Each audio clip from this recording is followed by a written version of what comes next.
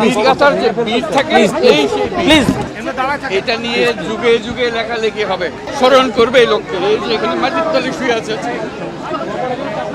সে সারা জাতির জন্য, ন্যায়ের জন্য, মুক্তির জন্য বুক খুলে দাঁড়িয়েছে।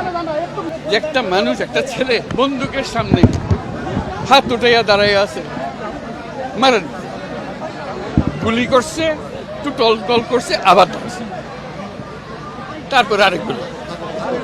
এই সেই লোক। কাজে এটাকে ভোলার শুধু এখানে পীরগঞ্জের বিষয় না, এটা বাংলাদেশের বিষয় না, সারা দুনিয়ার বিষয়। যে কাজটা সে করেছে এটা নিয়ে যুগ যুগান্তরে কবিতা হবে, উপন্যাস হবে, নাটক হবে, মানুষ স্মরণ করবে তাকে।